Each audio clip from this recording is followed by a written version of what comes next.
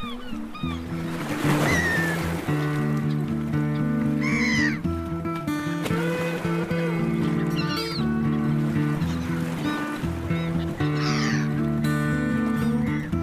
and welcome to the Sea Creatures podcast, a show all about the amazing animals that live beneath the waves. Each episode we chat about a specific sea creature with a guest who has spent time and interacted with that ocean animal. Our guests range from marine biologists to divers to underwater photographers to people that just have an intense passion for marine life.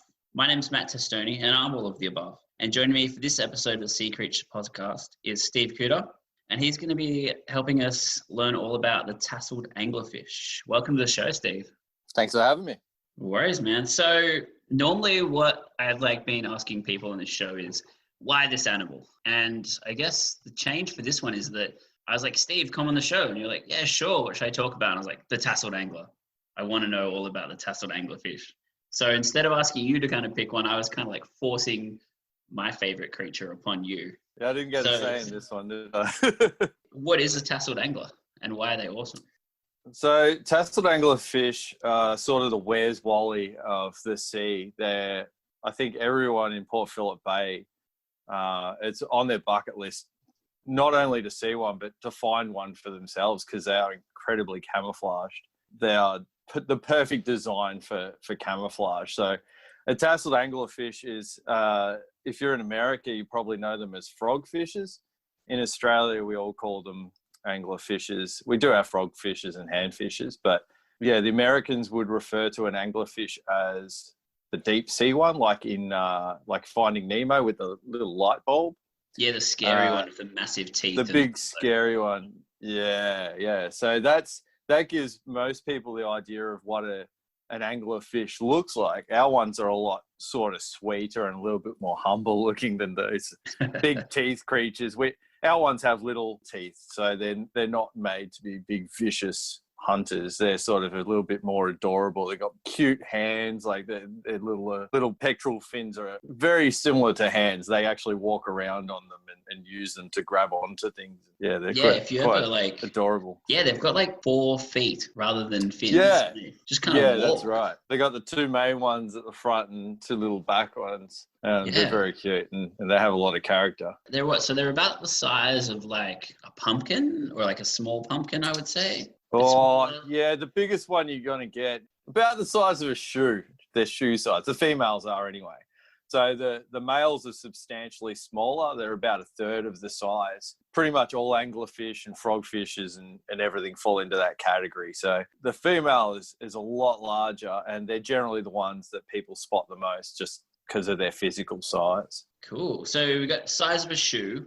Now, we'll just go through like what an anglerfish is before we delve into the specifics of like the tasseled angler. But an anglerfish is kind of like, as you said, Finding Nemo. I often think they've got that kind of fishing rod that's tipped by a little worm called an esker, and they're ambush predators. So they're all about the camouflage. Yeah, that's right. So the angler name comes from, they've got an elysium, which is the rod that holds the esker for bait. And there's a lot of confusion about how that actually works. A lot of people sort of assume that the esker is to imitate a worm as bait. And in other countries it is, very much so. Tasseled anglerfish are a little bit different. It's more of a scent thing. At the moment, there's a theory about the esker releasing a scent or a pheromone to attract the bait, and that's what brings in their prey, not the actual visualization of a worm. So when you see videos of them attacking a fish that's come in looking at the worm, that's generally a different species, but the same sort of principle. It is to attract prey. And if you look at the really small ones, so when they're born, they're sort of 10 millimeters long, very small. The esker and elysium actually looks like a skeleton shrimp, which draws in smaller prey to feed on the skeleton shrimp. And if you look at a small tasseled anglerfish, elysium looks like a skeleton shrimp, like it's a banger of an image, like it really does. So it's almost, you have to assume that that's how these things operate. But tasseled anglerfish don't really flap it around waiting for, the prey to come in and see it. They're usually hidden in dark crevices and there's no light, if any. So it's more of a scent-based ones than the tropical species that people might be familiar with. Okay, wow. So, and for anyone who doesn't know, the elysium and the esker, the elysium is kind of like the rod where the anglerfish gets its name. And then the esker is the kind of little worm, isn't it? The worm, the bait. It's the rod and the carrot, basically.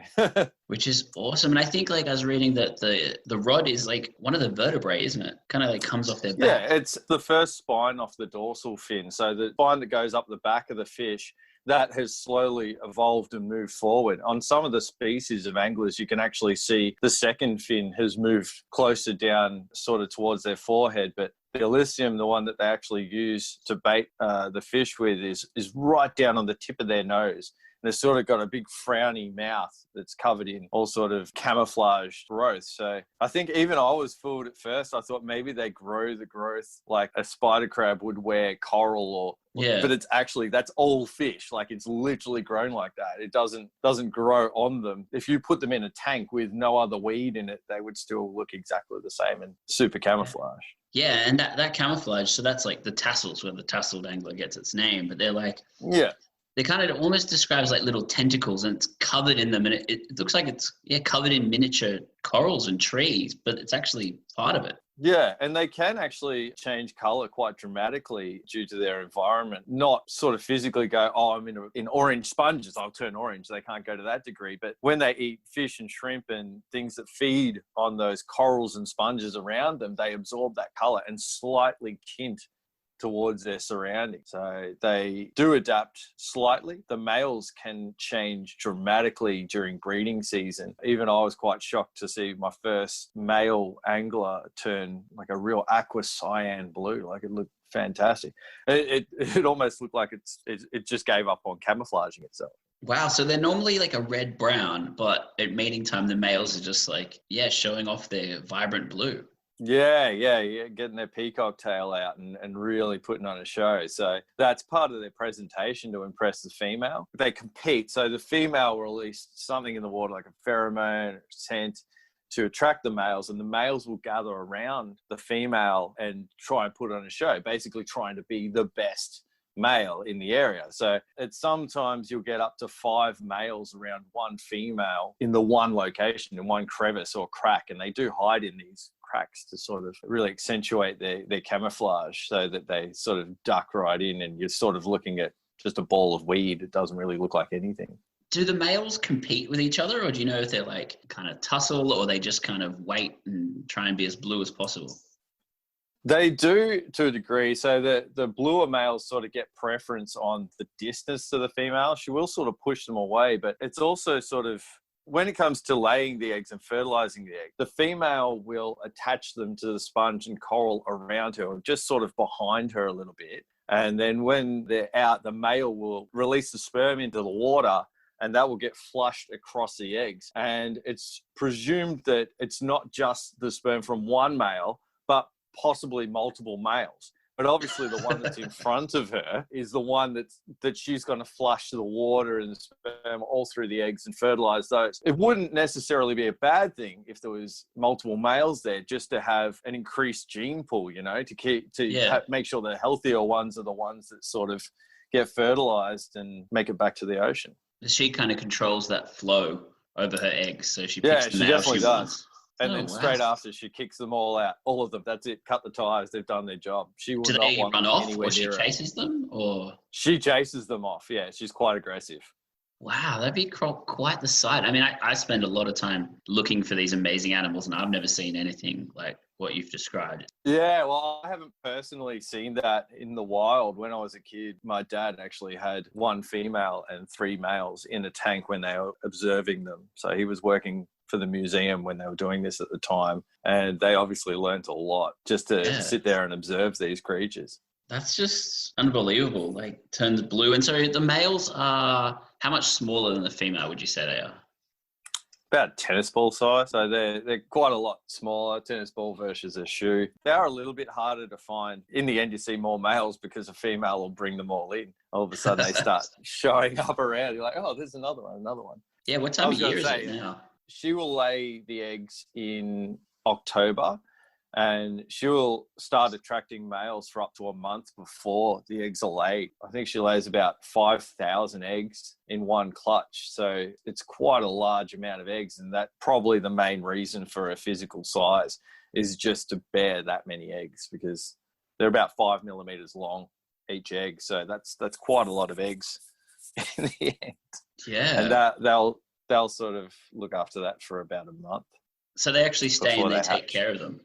They do. So Australian anglers and tasseled anglerfish, they'll stay and look after the eggs, and then the eggs will hatch and sort of fall to the bottom, and the juveniles will sort of spread out into the seabed, whereas pretty much all the anglers around the rest of the world, they're pelagic. So they'll make a clutch of eggs that'll float on the surface of the ocean, and they'll cling to them. And that's actually why they're known as frogfish, not because they sort of look like frog as well, but if you've ever seen a frog with eggs, there's sort of a big clutch of eggs just floating on the surface with the frog sort of attached to the side, and that's where they get their name.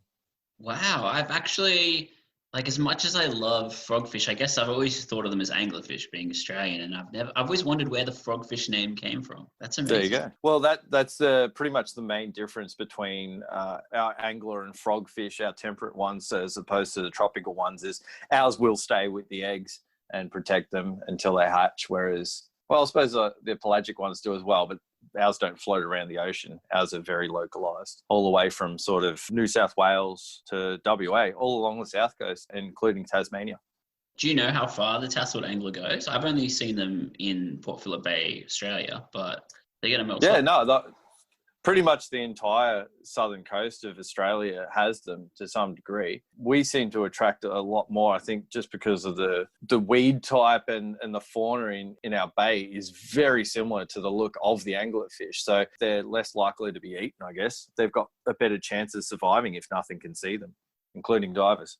Yeah, that's a valid point. And so one other thing we have to talk about is how they eat.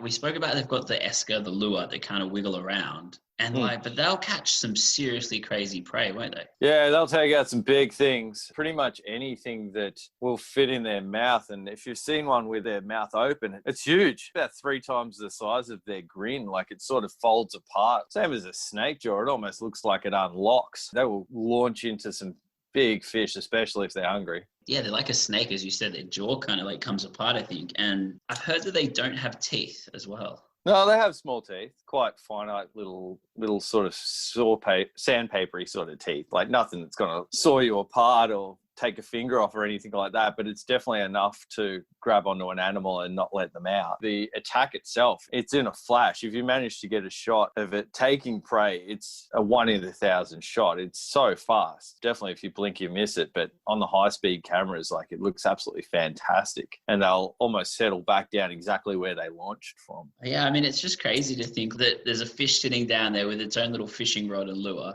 And just like, and as you said earlier, like you think now they're using a bit of chemical as well, which would make sense. Kind of fish comes along, has a bit of a smell, and then sees this wiggly worm and bang, it's gone. Yeah. Yeah, no, they're pretty amazing creature. When you actually see them attack a fish, like take something out of the water column, it's so fast. And coming from such a sort of almost slow looking animal, they don't look like they could move that fast. Like, you think you could just sort of go up to one and just pick it up and it wouldn't really do anything, like a jellyfish. And then when you see it just lunge at this animal and take it out, it'll be nearly the same size as the anglerfish. It's just incredible to see, but it's rare. So when you had them in the tank, did you fed them live animals, or like did you get to see it?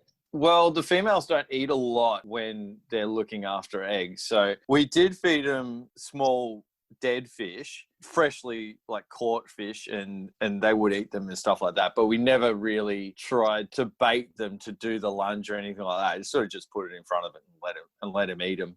Didn't really want to stir, when it's for a photography and scientific purpose, you don't really want them stirring up the water and carrying on and making a bit of a scene. So they would sort of just be fed. As soon as the eggs were laid and fertilized, the males were released back to where they were caught, literally the exact same location. When the juveniles hatched from the eggs, the majority of them were released. It was probably a week or 2 after they initially hatched, just to give them a better chance of survival. Like, I think probably 90% of them get knocked off in the first week, just because they'll either have the embryo still attached, or they sort of don't exactly, they might be drifting along open in the water column or something, will just snap them up. And then I think out of the 5,000, there was 100 left just to study in the tank, and then they were all released back at the same site with the female. After that was pretty much everything we could sort of learn about them, and that's all we needed them for, and they all went back happy and healthy, and I'm sure the relatives of those fish are still swimming around now. That's so cool. Like, to think, yeah, they're in the tank. Like, I'm still just fixated on this eating thing. So, like, normally they do the lunch thing, but when you fed them like a dead fish, were they just kind of like hop up to it and kind of have a nibble and a chew, or were they like, raw? They they just open the mouth and just make a vacuum. They sort of just like just suck it in and then it's gone, and that's it. It's such a flash. Like, it's just snappy fingers and the fish is gone. Wow. I always swim with them, and I'm always like, I wonder how long I'd have to sit here and wait for one to take a bit of food. But I reckon you'd have to be there for like a week almost. To get it naturally, yes, definitely. If you were waiting for another fish to show up and sat there, in the drift with the current going past, waiting for one, unsuspecting victim to cross its path, it'd take a while. It's the same with all those ambush predators. They don't, like, if you get a stargazer, it's the same thing. Like, how often do you see a stargazer take out a victim? But they're such a slow-moving animal. They don't have a real fast metabolism. They don't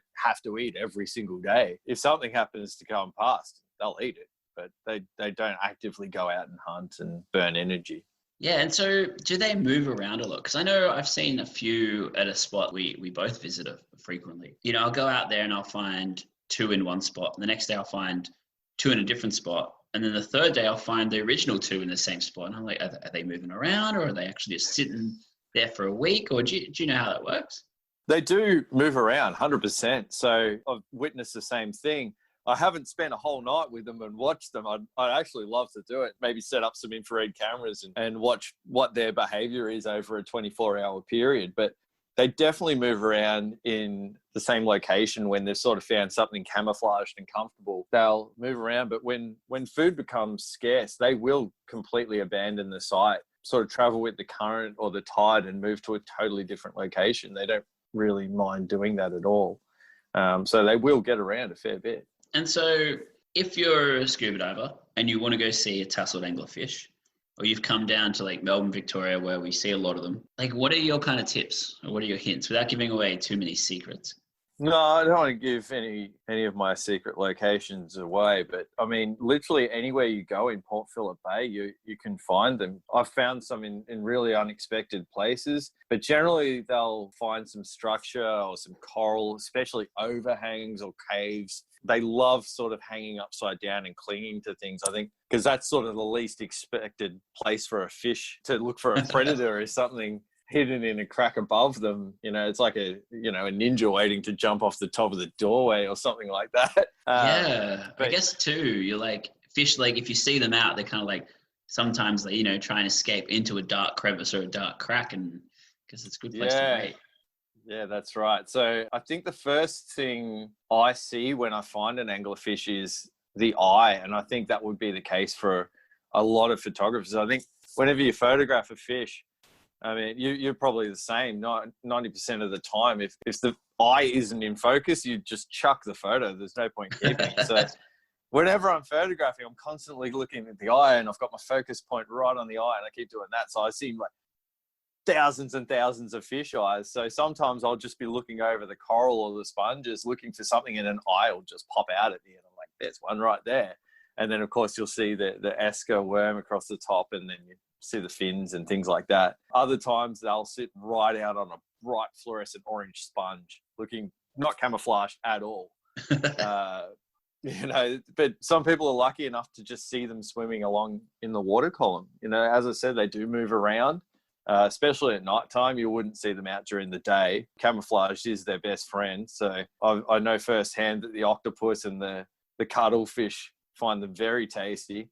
I've seen a lot of photos posted online of ones being consumed by cephalopod friends. I'm just hoping that they weren't sort of flushed off the wall. You never know when a stray fin off a diver has hit a pylon and knocked one off or things like that. You do have to be careful in those areas. Just especially because, as I said, they do inhabit overhangs, and a lot of divers, when they're under them, the air bubbles come up and they'll flush the fish off the wall and out into the open, and that can be quite dangerous for them as well.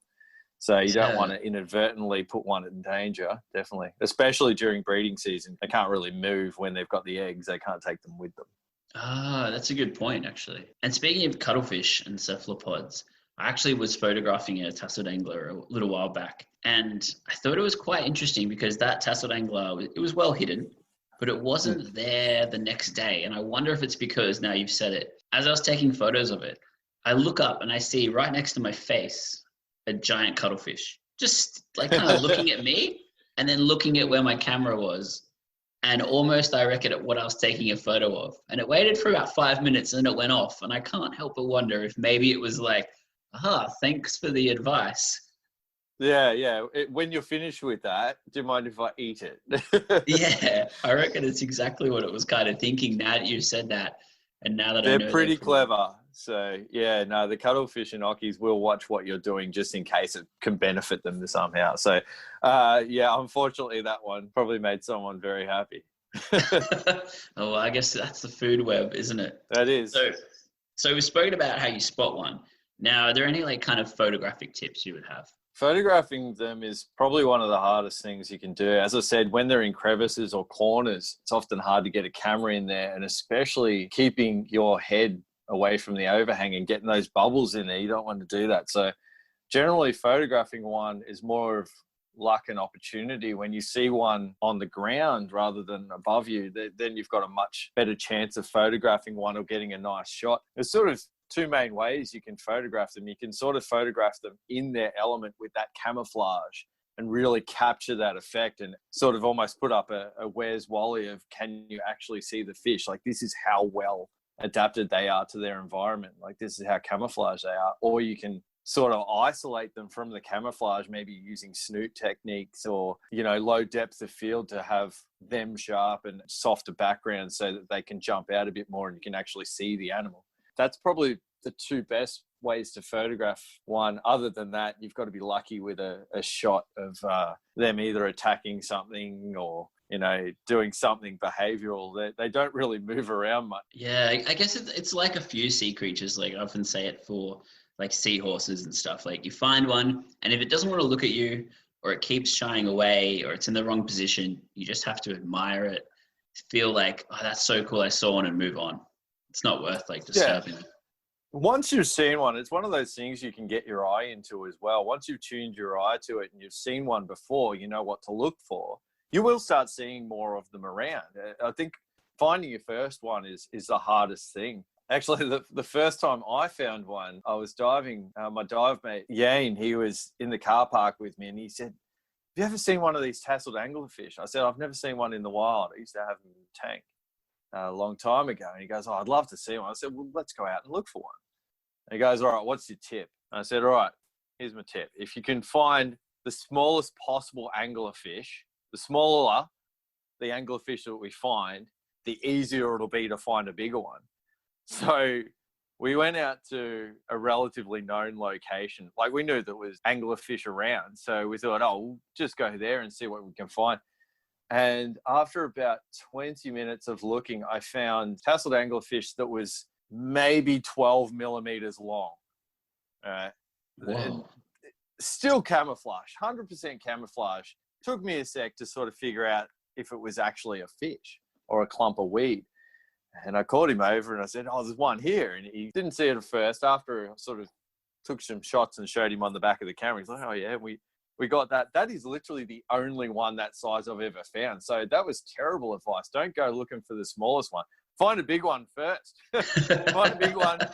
Figure out what they look like, and then you can get your eye in and find them that way. But yeah, that was absolute fluke. First one I ever saw in the wild was about 12 millimeters long, and it's never happened again since. Yeah, I've only ever seen, like, as you said, the shoe-sized ones. So, wow, that's pretty cool. Yeah, it's just made me think earlier, you said the eyes. One thing I look for too is the feet or like the fins.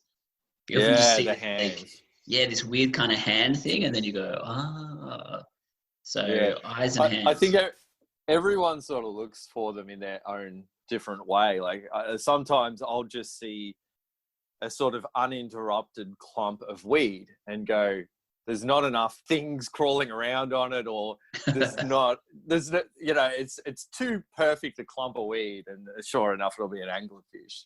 And it'll jump out. So definitely once you've seen your first one, after that, they become a bit of fun. I don't think anyone ever gets sick of finding an anglerfish. I think every time you find one, it's like, yes. And the more you find, the better. I always rub it in people's faces when I have a good night and find like 5 or something crazy like that. Whoa, 5. I think the max I've seen in one go is 3, and that was mind blowing. So 5 would be insane. Yeah. During breeding season, they will present themselves a bit more in the shallow water. You'll find them on structures a lot more. Other than that, they might just be hiding in rocks for the rest of the year. I'm sure more anglerfish have seen divers than divers have seen anglerfish. I think a lot of them have just been swum over and no one's known they were there. I'm sure of it. Oh, cool. Well, that kind of brings us to the end of our Tasseled Angler episode. Thanks heaps, Steve, for being on. And if we want to see photos of tasseled anglers or other photos of yours, where should we go? You can check out I've got a lot of anglerfish photos and videos on my Instagram account. That's Stephen Kuiter. Kuiter is Kuiter, but it's probably in the description anyway. And I've got a book, Coastal Sea Fishes of Southeastern Australia. New version of my dad's old book, Coastal Sea Fishes of Southeastern Australia. It's more of a handheld book, and we're doing another revised version of it. So we've sold out the first copies, and we're working on the second version at the moment. So that'll be out hopefully by the end of the year. Awesome. Well, I know I have a book you said that it's the new version of, so I'm definitely going to have to get the new version. Sea Creatures Podcast is hosted, produced, and edited by myself, Matt Testoni. You can see more of my photography on Instagram, Matt_Testoni_photography, and my webpage, emptyunderwatermedia.com. If you've liked the podcast, please subscribe, leave a review, and visit our Patreon account, patreon.com/SeaCreaturesPodcast. A big thanks to our first 2 Patreons, Josie Jones and Samantha Ray, for supporting the podcast and helping us stay on air.